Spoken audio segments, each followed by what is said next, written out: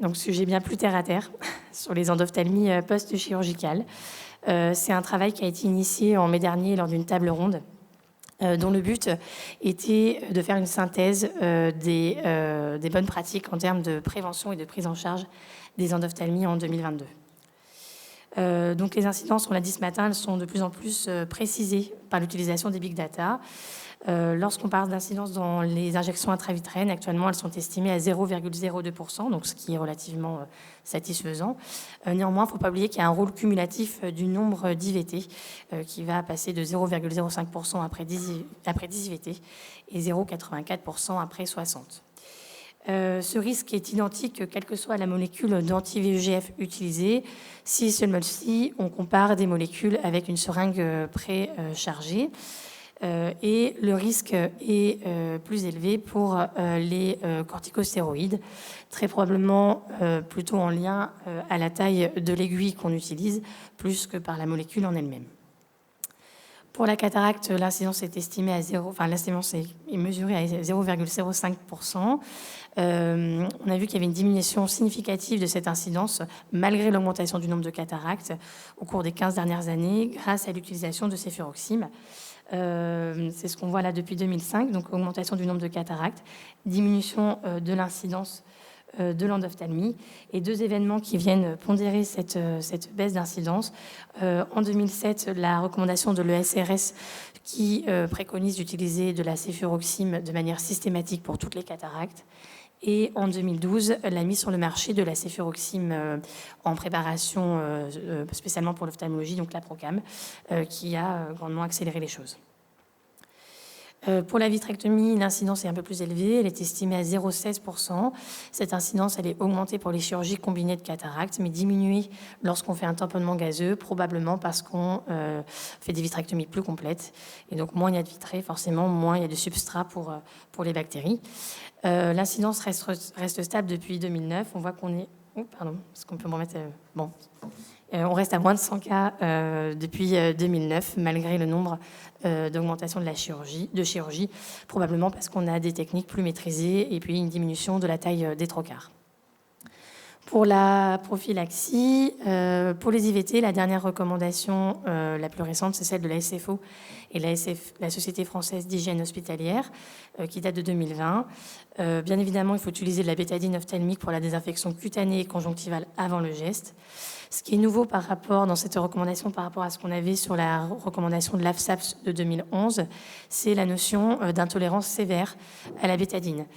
Si on voit que le patient, cette intolérance, on en parlait un peu plus tôt sur l'observance, si cette intolérance à la bétadine, elle risque d'entraîner son arrêt de traitement, après avoir discuté avec lui et bien évalué la balance bénéfice-risque, on peut lui proposer de l'hydrochlorite de sodium, 0,06%, c'est la muquine.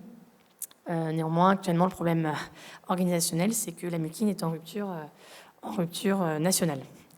Donc pas d'autre alternative pour le moment. J'insiste sur le fait qu'il n'y a aucun collier antibiotique ou antiseptique qui n'est à recommander avant ou après la réalisation des injections. Il y a même un surrisque qui maintenant est connu qui est confirmé sur cette publication récente, lorsque on utilise des traitements antibiotiques par rapport à l'absence de collier, donc surrisque, qui est encore plus important lorsqu'on l'associe à des molécules avec des corticoïdes. Pour les injections d'hexaméthasone, mais aussi de Triam, il y a des mesures techniques qui ne sont pas dans les recommandations, mais qui sont plutôt, on va dire, du bon sens. Le but, c'est d'éviter toute issue de vitrée. Donc, il faudra glisser la conjonctive, injecter de manière tunnélisée, et on peut avoir éventuellement des ciseaux de Vanas dans le bloc d'IVT pour pouvoir couper une mèche de vitrée si ça restait incarcéré. La cataracte, recommandation de l'ASFAR de 2018, il n'y a pas d'antibioprophylaxie topique avant, des infections à la bétadine ophtalmique.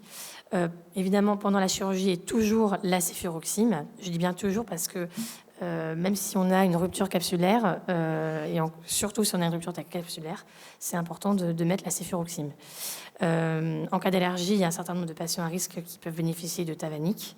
Et après le geste, antibioprophylaxie topique. Pour la vitrectomie, c'est les mêmes recommandations de la SFAR. Ce qui diffère, c'est que avant le geste, c'est la même chose. C'est que pendant le geste, pour un certain nombre de patients à risque, diabète, implantation d'un dispositif intraoculaire autre que le YOL, antécédent d'endophtalmie sur le IADF ou monophtalmie, c'est recommandé d'utiliser du Tavanic. Si on fait une chirurgie combinée, on utilisera bien évidemment de la céfuroxime. C'est des choses qui sont peut-être amenées à changer au cours des années qui viennent parce qu'on a un petit peu revu la notion de patient à risque avec notamment l'épisode de Covid. Après le geste, une antibioprophylaxie topique et puis d'autres mesures, bien évidemment, qui visent à réduire le risque, que ce soit pour la mise en place des trocars où il faut éviter toute issue de vitrée, tunnalisation sclérale, oblique, une vitrectomie qui doit rester quand même suffisamment complète, même si on fait une chirurgie maculaire. Voilà, je rappelle que c'est le vitré qui est le substrat des bactéries, et donc moins on laisse de vitré, moins on s'expose à un risque. Le retrait des trocars, au moment du retrait, il faut bien évidemment couper l'infusion, vérifier les berges. On peut infiltrer en sous-conjonctivale la bêta-méthasone pour éloigner l'incision conjonctivale et sclérale et rincer la povidone iodée. Enfin, la prise en charge, c'est une urgence médicale où chaque heure compte. Le temps de doublement de la charge bactérienne dans le vitré est très rapide, ça se compte en nombre d'heures. Donc il faut vraiment optimiser le temps de prise en charge si on veut essayer d'optimiser le pronostic de nos patients. Ça passe pas uniquement par le traitement, mais tout ce qui en découle en amont. Il faut des parcours de soins, des parcours et des prises en charge prioritaires, notamment au bloc opératoire, ne pas attendre la fin du programme pour injecter, des protocoles qui doivent être écrits et connus de tous dans la structure de soins, et éventuellement la présence d'un kit d'IVT qui permet de faciliter la mise en place du traitement. Le kit IVT, c'est tout bête, c'est le nôtre. Dedans, il faut qu'il y ait un protocole de dilution, de quoi faire les antibiotiques, de quoi faire le prélèvement. Enfin, ce traitement, c'est 1 mg de vancomycine, 2 mg de ceftamizime, à répéter éventuellement toutes les 48 heures en fonction de l'évolution et à adapter en fonction... il faut qu'il y ait une documentation bactériologique du prélèvement pour pouvoir adapter notre prise en charge. Pour l'hospitalisation, elle n'est pas obligatoire en fonction du tableau initial et du profil du patient. On peut envisager un suivi ambulatoire avec éventuellement un traitement systémique. Alors, on peut mettre une biantibiothérapie Tavanic linézoline. L'avantage, c'est que c'est Péros. Par contre, c'est une dispensation hospitalière. Donc, ça complique un petit peu les choses d'un point de vue organisationnel.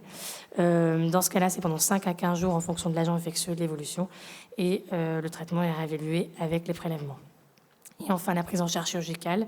La vitrectomie reste importante, notamment, nous on la préconise en l'absence d'amélioration à 24 heures de l'injection, quelle que soit l'acuité visuelle. Je pense que c'est pas important, faut pas attendre que l'acuité visuelle soit effondrée.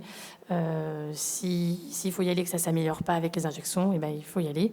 Néanmoins, on s'expose à un risque iatrogène important de déchirure qu'on pourra limiter, notamment si on se voit que c'est difficile de faire le DPV, on n'est pas obligé de le faire, et l'étendue de cette vitrectomie sera limitée en fonction de la visualisation du segment postérieur. Et enfin, en cas de mauvaise transparence des milieux, on peut éventuellement proposer une vitrectomie avec un endoscope. Voilà. Je vous remercie de votre attention.